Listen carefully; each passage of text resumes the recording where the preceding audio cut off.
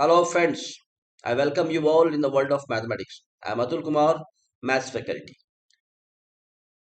The Pandavas of mathematics. आप सब जानते हैं महाभारत में 5 पांडव हैं और वो महाभारत के हीरो हैं। महाभारत की जो बहुत बड़ी चर्चा है वो उनके आसपास है।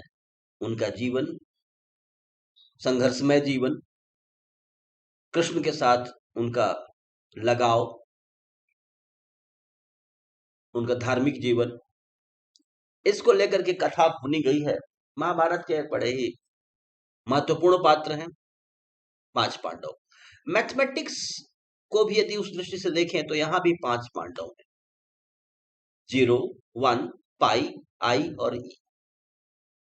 आप समझ गए होंगे ये 5 बड़े महत्वपूर्ण हैं। कैसे, आइए विचार करें। 0, सबसे पहले तो मैं आपको बता दूं कि सारे भारत में लोगों को एक बात मैं कहते सुनता हूं कि विवेकानंद को शिकागो में 0 पर ही कुछ कहने को कहा गया था और उन्होंने 0 पर स्पीच दिया। ऐसा मैं सुनता हूं। हालांकि मैंने शिकागो स्पीच पढ़ा है विवेकानंद का, तो कुछ बहुत इस तरह की स्पष्ट बात नहीं आती है। फिर भी मैं आपको बता दूं, 0 के बारे में आप सब जानते हैं कि 0 को मैथमेटिक्स में लाने वाला जो देश है वो भारत है। ये श्रेय भारत को दिया गया है, ये क्रेडिट। 0 का क्या महत्व है आप अच्छी तरह जानते हैं। अगर आप नंबर्स के बारे में बात करें तो 0 वो चीज है जिसके राइट साइड में सारे पॉजिटिव नंबर है, लेफ्ट साइड में सारे नेगेटिव नंबर है। यही वो नंबर है जो बताता है कि पॉजिटिव किधर है और नेगेटिव किधर है। इससे बड़े जो ग्रेट हैं, इससे जो ग्रेटर नंबर्स हैं वो पॉजिटिव है, इससे जो लेस है वो नेगेटिव है। तो पहले तो पॉजिटिव नेगेटिव को ये बांटता है। फिर ये एडिटिव आइडेंटिटी है। क्या मतलब कि 0 को किसी में आप जोड़ते हैं, जैसे 0 + 7 तो 7 ही रहता है। तो ये एडिटिव आइडेंटिटी है। फिर नंबर्स के प्लेस वैल्यू को भी डिफाइन करने में इसका बड़ा हाथ है। साइंटिफिक रूप में बड़े बड़े नंबर्स को लिखने में इसका बहुत यूज हुआ और कहते हैं कि यूरोप, ऐसा आइंस्टीन का मानना था कि यूरोप में जब इंडियन ये सिस्टम, नंबर सिस्टम पहुंचा अरब जगत को हो करके, तो यूरोप में फिर विज्ञान का बहुत विकास हो सका, क्योंकि एस्ट्रोनॉमी के बहुत सारे जो डेटा थे वो बड़े डेटा इसके फॉर्म में लिखे जा सके और फिर विकास हुआ। इसमें बॉलीवुड ने कोई फिल्म भी जो बनाई है उसमें ये आता है, देता न अगर भारत थी 0 तो चांद पर जाना मुश्किल था। ठीक है, तो तारों की भाषा सिखलाई भारत ने, इस तरह का जो एक गीत आया है, मनोज कुमार ने गाया है, उसमें भी इसकी चर्चा है। तो 0 बहुत ही महत्वपूर्ण है, बहुत ही महत्वपूर्ण है गणित में। और जो हमारा सबसे पहला सिस्टम था, हमारे गुफावासी पूर्वज जिसका प्रयोग करते थे, गिनती, काउंटिंग, वो नेचुरल नंबर था। जस्ट उसके बाद जो जोड़ा गया इसमें वो 0। ठीक है, तो 0 बहुत ही महत्वपूर्ण है। ये निश्चित रूप से इसकी गिनती महत्वपूर्ण नंबर्स में होनी ही चाहिए। फिर 1। अब 1 क्या है भाई? तो काउंटिंग का सबसे छोटा नंबर है 1। एक को कौन नहीं जानता, यहीं से तो काउंटिंग शुरू होती है। ठीक है, तो ये काउंटिंग हमारा पहला नंबर है। मैथमेटिकली बात करें तो इसको कहते हैं मल्टीप्लिकेटिव आइडेंटिटी, कि 1 में 7 मल्टीप्लाई करोगे तो 7 मिलेगा। तो 1 को अगर 5 में मल्टीप्लाई करोगे तो 5 ही। मतलब है कि मल्टीप्लाई करने से, जैसे 0 को किसी में जोड़ने से कोई फर्क नहीं पड़ता, कोई चेंज नहीं आता, वैसे ही 1 को किसी में मल्टीप्लाई करने से उसमें कोई फर्क नहीं आता, कोई चेंज नहीं आता। ये बहुत बड़ा कंसेप्ट है। ठीक है, तो मल्टीप्लिकेटिव आइडेंटिटी ये है, काउंटिंग का ये पहला नंबर है। और दर्शन शास्त्र में भी इसका बड़ा उपयोग हुआ है। कहते हैं कि सृष्टि के प्रारंभ में परमेश्वर ने कहा, एको हम द्विजो नास्ति। अरे ये क्या है, मैं अकेला हूं और कोई नहीं है, मजा नहीं आ रहा है। फिर आया संकल्प, एको हम बहुश्याम, मैं एक से अनेक हो जाऊं। और कहते हैं कि सृष्टि, ब्रह्मांड बनने लगे और सृष्टि हो गई। और ठीक है, इस तरह से विकास हुआ। हमारे महान संत गुरु नानक ने कहा, एक ओंकार सत्यनाम करता पुरख, अजूनी सैभं आदि सच, जुगादि सच, नानक होसी भी सच। तो एक ओंकार सत्यनाम करता पुरख, एक ओंकार, इक, तो इक से ही ये पूरी सृष्टि बनी है, एक ओंकार। तो इक, इक तो बहुत ही महत्वपूर्ण है, इक, एक। ठीक है, तो एक से फिर हो गए अनेक, और फिर अद्वैत के सिद्धांत में तो ब्रह्म एक ही है। तो ये एक है, ये गणित में भी महत्वपूर्ण है, दर्शन में भी महत्वपूर्ण है, तो इसको भी एक रिप्रेजेंटेटिव होना ही है नंबर सिस्टम में। चलिए, अब आइए पाई। हमारे पूर्वज या हम क्या देखते हैं, सवेरे सूर्य लाल सा गोला पूरब में दिखाई देता है, बिल्कुल सर्कुलर। ठीक है, चांदनी रात जब पूर्णमासी की चांद होती है, बिल्कुल गोल। तो ये जो सर्कुलर स्ट्रक्चर है ज्योमेट्री में, ये हम बार बार देखते हैं जीवन में, बहुत पॉपुलर है। हालांकि सर्किल इलिप्स का एक पर्टिकुलर केस है, लेकिन सर्किल को हम ज्यादा जानते हैं। फिर लोगों ने जो सर्कल बनाया, देखा प्रकृति में, फिर देखा कि उसके भीतर एक पॉइंट है जिससे उसके किनारे की हर जगह की दूरी बराबर है, सरकमफरेंस की दूरी उससे बराबर, उसको उन्होंने कहा केंद्र, सेंटर। ठीक है, और सेंटर से जो पार करती हुई रेखा गई, जो लाइन सेगमेंट हुआ, रेखाखंड, और जो सरकमफरेंस पर जाकर के खत्म हुआ, मतलब ये कहिए कि सरकमफरेंस के दो बिंदुओं को मिलाया, वो केंद्र से पार कर गया। तो इस तरह के रेखाखंड को हम कह दिए डायमीटर या व्यास। तो डायमीटर क्या है, तो ये लॉन्गेस्ट कॉर्ड है। ठीक है, diameter is the cord passing through the centre.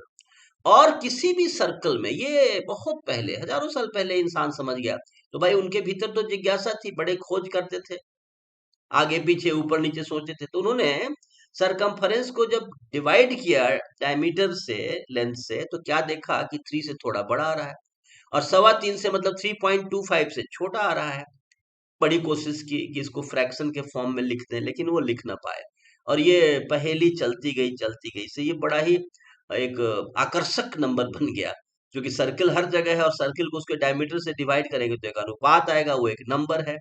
और उस नंबर को लोग इसके इसी से जानते हैं, पाई से जानते हैं। हालांकि ये मैं बताऊंगा, ये सिंबल देने वाले लियोनार्ड यूलर हैं, जिन्होंने ये सिंबल दिया। लेकिन ये इस रेशियो का लोगों को पता था, तो ये महत्वपूर्ण रेशियो था। फिर आर्यभट्ट आया, उन्होंने उस पुराने जमाने में 4 डिजिट तक इसके शुद्ध मान को लिख करके दिखाया।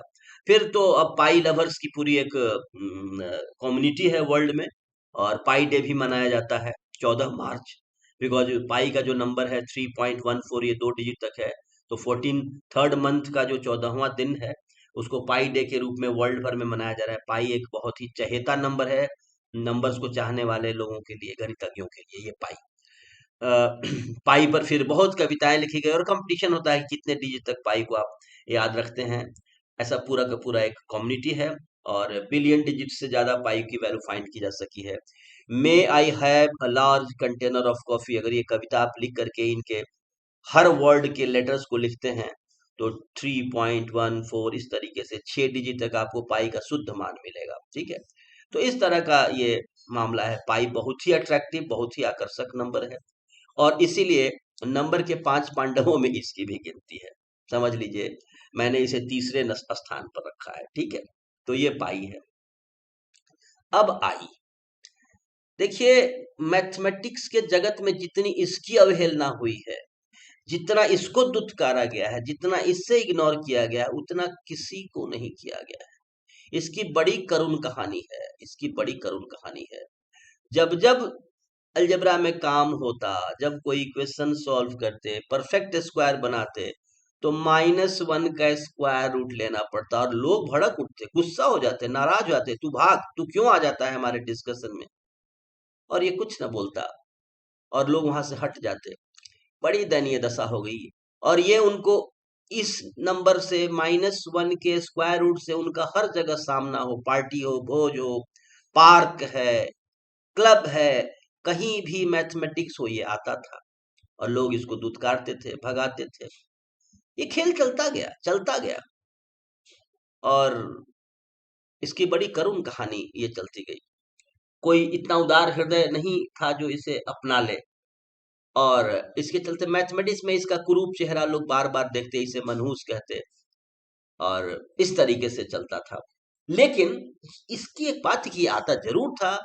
फिर लोगों को लगा कि अरे, इसे इग्नोर नहीं किया जा सकता, जैसे आज भारत को वर्ल्ड का कोई भी देश इग्नोर नहीं कर सकता है। जब आपकी उपयोगिता है, तो आपको कैसे इग्नोर किया जा सकता है, आपको कैसे नेग्लेक्ट किया जा सकता है। तो ऐसी ही इसकी बात थी।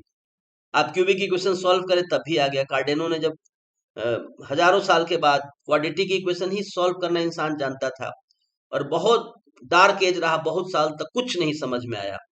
जाकर के 1500 साल के बाद पहली बार कार्डेनो ने डिग्री 3 का इक्वेशन सॉल्व किया, फिर फेरारी ने 4 का किया, और उस समय भी लोगों का सामना होता था स्क्वायर रूट ऑफ -1 से।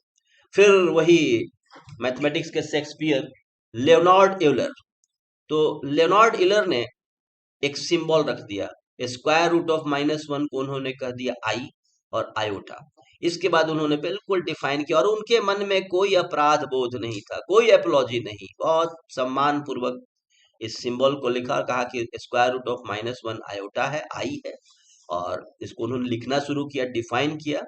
ये complex number can be defined as a plus iota b, where a and b are real numbers, iota is square root of -1। और धीरे से नंबर सिस्टम का एक्सटेंशन हो गया, अब एक कॉम्प्लेक्स नंबर सिस्टम हमारे सामने आया, और अब वैसे इक्वेशन जो पहले नहीं सॉल्व होते थे वो भी होने लगे सॉल्व। बड़े लाभ हुआ, बहुत लाभ हुआ। फिर तो कॉम्प्लेक्स नंबर, कॉम्प्लेक्स एनालिसिस एक चैप्टर ऑफ मैथमेटिक्स का अभूतपूर्व विकास हुआ, बहुत बड़ा एक्सटेंशन हुआ इसका। इसका उपयोग हम लोग भी करते हैं। आपको मैं छोटा सा एक उदाहरण दे दूं। y is equal to tan theta into x, एक स्ट्रेट लाइन है जो ओरिजिन से पास कर रहा है, एक्स एक्सिस से थीटा एंगल बना रहा है। अगर इस लाइन में मैं x1 y1 का इमेज x2 y2 लेता हूं, तो मैं x2 y2 को x1 y1 और थीटा के टर्म्स में लिख सकता हूं यूजिंग कॉम्प्लेक्स नंबर। बहुत फास्ट कैलकुलेशन होता है, और समझिए कि एक बहुत बड़ा विंडो खुल गया मैथमेटिक्स में इसके आने से, और इसको लोगों ने स्वीकार किया। तो ये है चौथा भाई मेरे अनुसार। उन 5 पांडवों में इसका 4th पोजीशन है। तो अब तक हम लोगों ने देखा 0, 1, पाई और आई। अब आइए हम आते हैं इस पर, ई क्या है। तो ई के बारे में भी बहुत अजीब बात है। ये कई तरह के ग्रोथ में ये आता है नंबर, ये लॉग का, नेचुरल लॉग का बेस भी है। और लेकिन इसके बारे में सबसे इंटरेस्टिंग बात यह है, पहले तो मैं आपको ये बता दूं कि ई क्या है। तो ई है 1 plus 1 upon factorial 1 plus 1 upon factorial 2 plus 1 upon factorial 3 plus 1 upon factorial 4 plus dot dot dot up to infinity, ऐसे लिखते चले जाइए इन्फिनिटी तक। लेकिन ये कोई बहुत अनंत वैल्यू इसका इनफाइनाइट नहीं आता है। 2.73 समथिंग इसकी वैल्यू आती है। ये मतलब 3 से कम ही है, ठीक है, 3 से कम है, मतलब 2.7 से ज्यादा है और 2.75 से कम है, ऐसा समझ लीजिए। तो इसके बीच ये नंबर है, ये भी इरेशनल नंबर है। और लेकिन इसमें सबसे इंपॉर्टेंट बात क्या है कि रेट ऑफ इंटरेस्ट में, चक्रवृद्धि ब्याज, कंपाउंड इंटरेस्ट में इसका बड़ा बड़ा वैल्यू है। बड़ा इंटरेस्टिंग है पैटर्न। आपको मैं बता दूं कि अगर 100% का अगर मिलता है, इंटरेस्ट मिलता है 100%, तो 1 रुपया 1 साल में 2 रुपया हो जाता है। लेकिन अगर मैं इसी को आधा रुपया कर दूं, और आधा रुपया कर दूं, और साल में 2 बार हम इसका लेने लगे इंटरेस्ट, 6-6 महीने पर, मतलब साल का मैं 2 हिस्सा करूं इंटरेस्ट, कभी मैं 2 हिस्सा कर दूं, हाफ कर दूं, और हाफ इंटरेस्ट को मैं 2 बार अप्लाई करूं, तो यही चीज क्या हो जाएगा, पहले 6 महीने में 1 रुपया हो जाएगा 1.5 रुपया, ठीक है। फिर अगले 6 महीने में 1 रुपया का फिर हो जाएगा 50 पैसा। लेकिन ये जो 50 पैसा आ गया 6 महीने में, ये भी कमा करके लाएगा, ये भी 25 पैसा ये भी देगा, आधा देगा, उसमें अपना हाफ देगा। तो इस तरीके से 1 रुपया जो पहले हो जाता था 2 रुपया, अब हो गया 2 रुपया 25 पैसा। अगर मैं इसी चीज को 4 भाग में कर दूं, 100% जो हमारा इंटरेस्ट रेट है 100%, इसको मैं 25 कर दूं, और उसको जो पीरियड है 1 साल का, इसको भी मैं 4 हिस्से में कर दूं, 4 बार ऐसा हम, ठीक है, 25% हम 4 बार अप्लाई करते हैं, ठीक है। तो उससे क्या होगा कि और ज्यादा बढ़ेगा। और इस तरह से लोगों ने देखा कि यदि इसके, समझ लो साल में 365 दिन है, तो रेट का 365 टुकड़ा करके 365 बार अगर हम इस इंटरेस्ट को जोड़ें, तो ये और ज्यादा आता है। लेकिन ये ऐसा नहीं कि अनंत आएगा, ये बढ़ते बढ़ते अगर हम इनफाइनाइट टुकड़े करते हैं उस तरह से, तो ई के बराबर आता है, ठीक है। तो ये ई एक इस तरह का नंबर है। तो आप दूसरे तरह से ऐसे कह सकते हैं कि 1+1/n raise to the power n tends to infinity limit is also e. ये ई है। Radioactivity -dn/dt is equal to lambda N, वो न्यूक्लियाइड के नंबर पर, प्रेजेंट नंबर पर डिपेंड करता है, डीके, डिसइंटीग्रेशन। तो यहाँ भी जब डिफरेंशियल इक्वेशन से आप इक्वेट करते हैं तो आ जाता है n is equal to n naught into e to the power minus lambda t. Lambda characteristic constant है। तो ऐसे विज्ञान में ऐसे प्रकृति के अनेक इक्वेशन ई के साथ इन्वॉल्व हैं, ई को इन्वॉल्व करके रखते हैं। तो अगर मैं ऐसा कहूं कि कहाँ कहाँ से ये पांच आए, ये पांचवा भाई है उस पांच पांडवों में, इसका मैंने रखा है इसको पांचवें स्थान पर। तो फिजिक्स के तरफ से ये आ गया, इसका फिजिक्स से नाता है। आई का कॉम्प्लेक्स नंबर से नाता है। पाई अगर आप बात करें तो ज्योमेट्री उसके बिना चल नहीं सकती। आपके कितने सर्कल का एरिया, स्फीयर का एरिया, स्फीयर का वॉल्यूम, हर जगह पाई इन्वॉल्व है। आपका कोन, सिलेंडर, पाई, पाई के बिना ज्योमेट्री नहीं है। तो ज्योमेट्री तरफ से वो ज्योमेट्री का रिप्रेजेंटेटिव समझ लीजिए नंबर में है पाई। आई कॉम्प्लेक्स नंबर का है, ई साइंस है, फिजिक्स से सपोज करो, केमिस्ट्री से आया है। तो उसी तरह से 0 और 1 ये तो दोनों अनादि हैं। 1 हमारा नेचुरल नंबर में है, 0 से हमारा होल नंबर शुरू होता है। तो इस तरीके से 0, 1, हाँ, पाई, आई, ई, ये 5 पांडव हैं मैथमेटिक्स के। इनके बारे में हमें जानना चाहिए। ये तो मैंने जस्ट इंट्रोडक्शन दिया है और आपको मैंने रेखांकित किया कि ये कितने महत्वपूर्ण है। ठीक है, अब इन 5 पांडवों को कनेक्ट करने वाला एक इक्वेशन भी है मैथमेटिक्स में, जिसे मोस्ट ब्यूटीफुल इक्वेशन कहा जाता है। 0, 1 pi i e to the power i pi plus 1 is equal to 0। इस इक्वेशन में ये 5 के 5 पांडव एक ही साथ इन्वॉल्व हैं और वर्ल्ड भर के मैथमेटिशियन इसे मोस्ट ब्यूटीफुल इक्वेशन के फॉर्म में जानते हैं।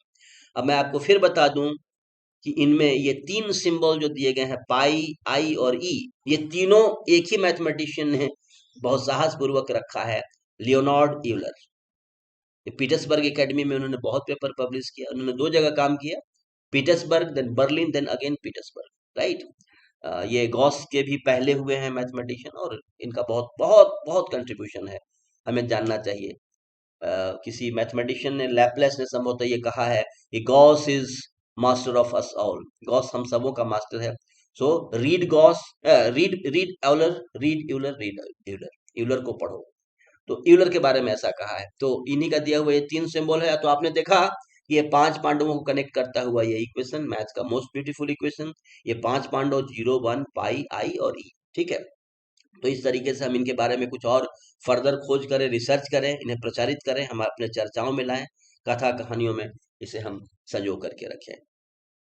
Okay, I hope you enjoyed this discussion. Thank you very much.